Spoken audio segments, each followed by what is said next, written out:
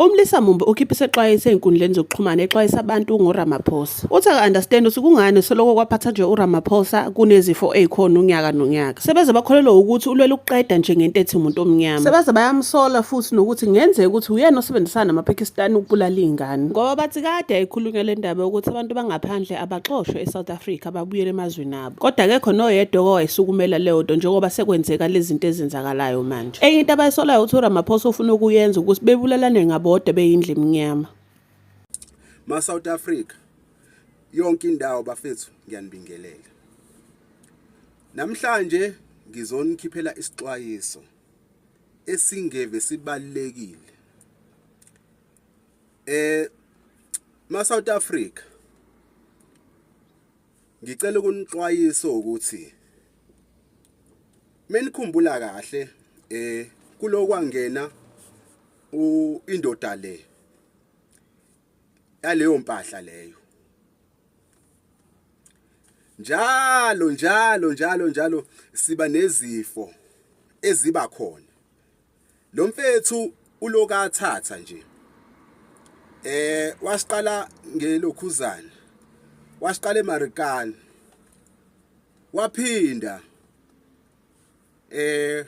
wasenzela ukuthi kube khona umlutho, waphinda wathi kuzoba khona ilokhu kuvala kwezwe kuze iCovid. Niyangizwa ama-African. Akuphelanga lapho, kwakhona esinye isifo futhi asishoyo ukuthi sizofika. South Africa ngiyacela ukuthi le nilalele kahle.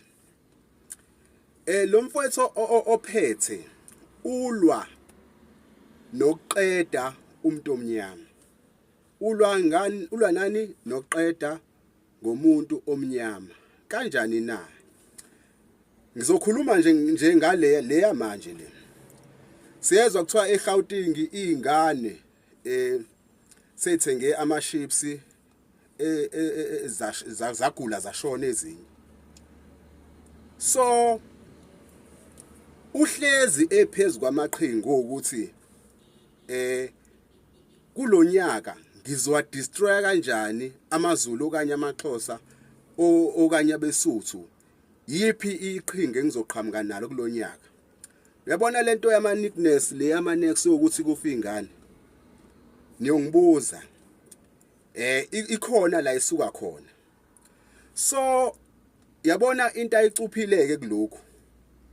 So angithi vele uyazi ukuthi iningi lamaPakistani kunabafowethu esinabo abanye abathola imali lapha ya kulamaPakistani.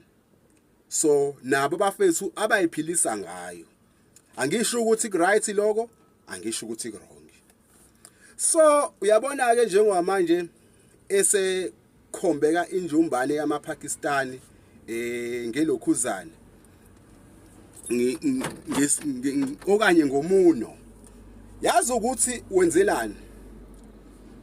Wenzela ukuthi nina enirentisa amaPakistani ngithi abanye abaqhamuka emaqembini bazothi bona zonke izitolo siyayivala indaba ePakistani awahamba abuyele emazweni abo. Yezwa leyo nto, nivala izitolo. Yabona ngalesikhathi nivala izitolo, labafowethu laba abarentisa amaPakistani babuye bona bazobulala wena othe amaPakistani awavale. Niyangiza bafowethu. So bafethu ma-MK amahle, ngiyanicela yabona le bidinga ukuthi yena akhiphe instruction yena lo baba lo ukuthi alright ke siyawavala amaPakistani. Akusho yena, mina elami ekusaveni ama-MK bengithi ma-MK amahle mina ngendlela engibona ngayo. Le ndoda ke sibuke ukuthi yona isiphi isinqumo esithathayo cause lo mfethu lo kahle kahle uze ngokuzoqeda ngomuntu omnyama. So unyaka nonyaka omgada unamaqhinga. Yabo le ndaba ninginesi ikhona la isuke khona. So ufuna uTrouble ozokwenza ukuthi thina sixabane sibulalane kuphuma igazi. Yabona kuthiwa amaphoyisa ayasebenza. Amaphoyisa ayasebenza. Kodwa yabo labantu abase ku 140 abaku 160 kuthiwa sebefile abantu abamnyama. Asikho isigebengu somlungu esidutshuliwe. Kudutshulwani thina ndle emnyama. So lo mfethu lo uyenza lento indicate. Njengoba esekuqale le yamaPakistan uyazi vele ukuthi thina amaZulu siyafa indlala sisebenzi. Sizoxabana bese siyabulalana.